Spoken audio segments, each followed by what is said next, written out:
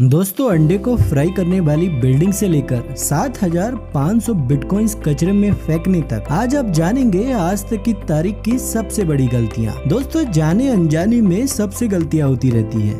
कुछ गलतियां होती तो बहुत छोटी हैं, पर उनका नुकसान बहुत ज्यादा होता है। आज आप इस वीडियो में जानेंगे आज तक की वो गलतियां जिनकी वजह से करोड़ों नहीं अरबों रुपयों का नुकसान हुआ। इस इंटरेस्टिंग वीडियो को एंड तक जरूर देखिएगा। वीडियो अच्छी लगे तो वीडियो को लाइक और शेयर जरूर करें।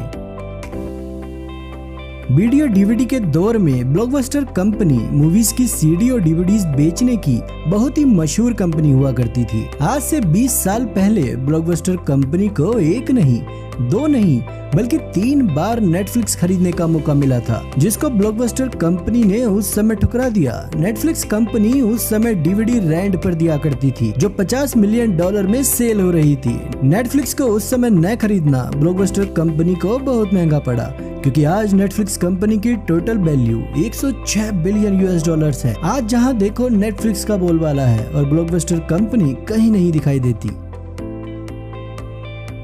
दोस्तों, हॉलीवुड मूवी हेटफुल 8 में कई सीन्स ऐसे थे जो देखने में बिल्कुल रियल लगते थे और वाकई में वो थे भी रियल। इस मूवी की शूटिंग में जिन भी चीजों का नुकसान होना था वो पहले से ही फेक बनवाई गई थी, ताकि मूवी में कम से कम नुकसान किया जा सके और साथ में सभी सीन रियल भी लगे। लेकिन फिल्म के एक सीन में कर्ट रसेल को एक गिटार उठाकर उसे एक पिलर पर मारकर तोड़ना था।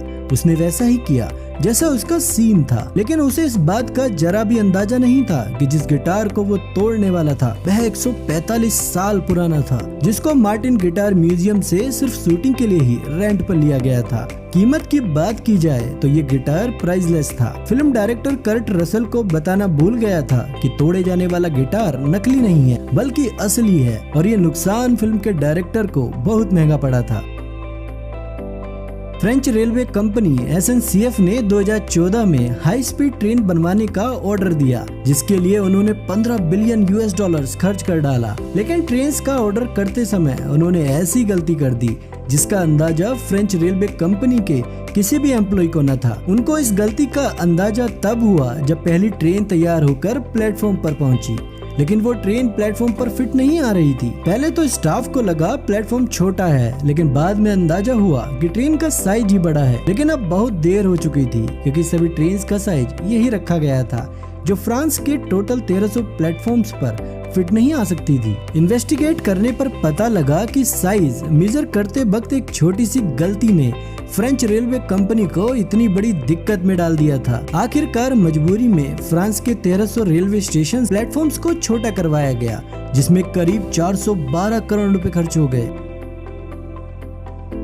दोस्तों, 2009 में जब बिटकॉइन पर लोग भरोसा नहीं करते थे, उस वक्त यूके के एक IT वर्कर जेम्स बिल्स ने अपने लैपटॉप में 7500 बिटकॉइन माइन करके रख लिए, क्योंकि उस वक्त उन बिटकॉइंस की कीमत 1 सेंट भी नहीं थी। इसलिए उस समय उसने वो बिटकॉइन अपने लैपटॉप में ही सेव करके रख लिए थे। जब वो अपना लैपटॉप बेच रहा था, तब उसने अपने लैपटॉप की हार्ड ड्राइव निकाल कर रख ली कि शायद उसको कभी अपने बिटकॉइंस बेचने पड़ जाएं। 30 साल बाद अपने घर की सफाई करते वक्त उसने गलती से वो हार्ड ड्राइव कचरे में फेंक दी। जेम्स को अपनी गलती का अंदाजा तब हुआ जब 2017 में एक बिटकॉइन की कीमत $17,000 हो गई थी और 2022 में एक बिटकॉइन की कीमत करीब $20,000 है। यानी कि अगर जेम्स वो गलती ना करता तो वो आज करीब 1500 करोड़ रुपए का मालिक होता।